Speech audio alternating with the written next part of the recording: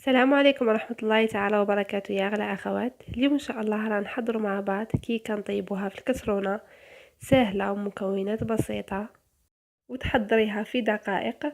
ما تطلبش منك مجهود كبير وما تطلبش صوالح بزاف. نبداو على بركة الله بالمقادير وطريقة التحضير.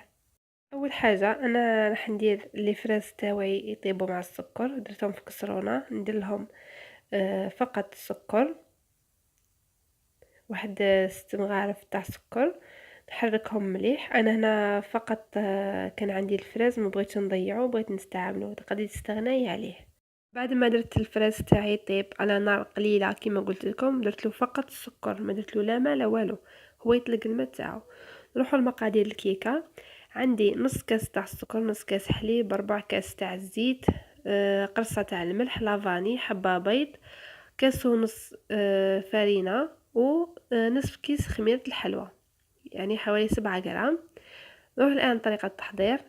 ندير الحبة تاع البيض في إناء، نضيف لها السكر، الزيت، الحليب، لافاني، قرصة تاع الملح، نخلط المكونات تاعي كامل مع بعض، نحركهم مليح حتى اللي يذوب لنا السكر. تقدري تستعملي هنايا ضراب الخلاط الكهربائي او تستعملي غير الفوري. انا هنا شفتي لا داب السكر لقيته مازال. نكمل نحركهم مليح حتى اللي يذوب.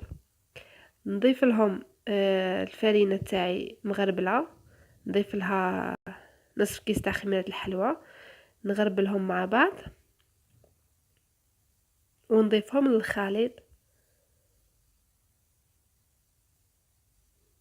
بهذه الطريقه، ونحرك كامل المكونات تاعي مع بعض حتى لي يتجانسوا لي، ونتحصل على خليط ما يكونش جاري وما يكونش قاصح. كمل تحرك حتى اللي يتجانسوا لي المكونات تاعي، الفرينه مع الخليط تاعي. الان انا هنا جبت كسرونه دهنتها مليح بالزيت، جبت ورق الطبخ كنت قصيته على حساب الكسرونه تاعي ودرته عليها. الان نفرغ الخليط تاعي في الكسرونه ونديرو نغطيها ونديرو طيب على نار تكون قليله حوالي نصف ساعه ونرجع نشوفها.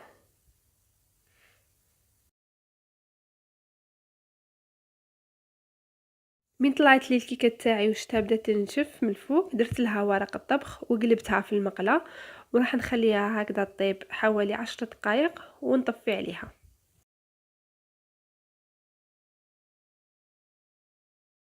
هذا هو الشكل النهائي الكيكه تاعنا بعد ما طابت. الان راح نطفي عليها ونخليها تبرد تماما. بعد ما بردت الكيكه تاعنا حفظت عليها حوالي ساعه، راح نحي لها ورق الطبخ، هذا يتنحى بكل سهوله. راح نقسمها، تقدروا تقسموها على 2 أو 3 مرات، ولا تخلوها هكذا بلا ما تقسموها. هي من الاحسن لو كان تخلوها بلا ما تقسموها غير تشربوها راح تجي تاني رائعه. انا هنا شويه عوجتها. نسقي القطع تاعي، الكيكه تاعي بالحليب، وندير لها صوص الشوكولا اللي كنت خدمتها معكم في واحد الفيديو سابق، راه موجود في القناه بهذه الطريقه. كما قلت لكم هذيك الصوص تاع الشوكولا تقدروا تحشيو بها الطورطات ولا ديروها شويه جاريه، تقدروا تسقيو بها الكيكه كما تبغوا.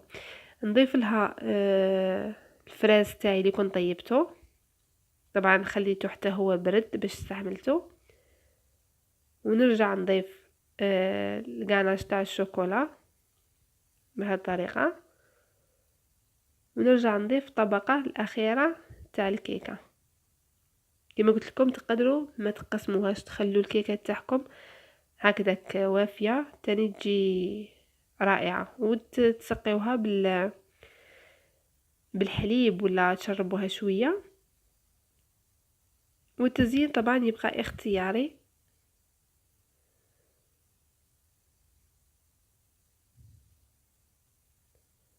راح نكمل التزيين ونرجعوا مع بعض. شوفوا النتيجة النهائية.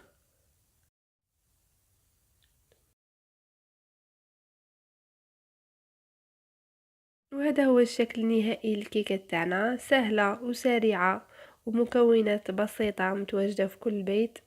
طبعا التزيين يبقى اختياري، وتزينيها بالشي اللي متوفر عندك في الدار. وهنا أكمل الفيديو تاعنا، ونتلاقاو في وصفات أخرى إن شاء الله، ونقول لكم مع السلامة.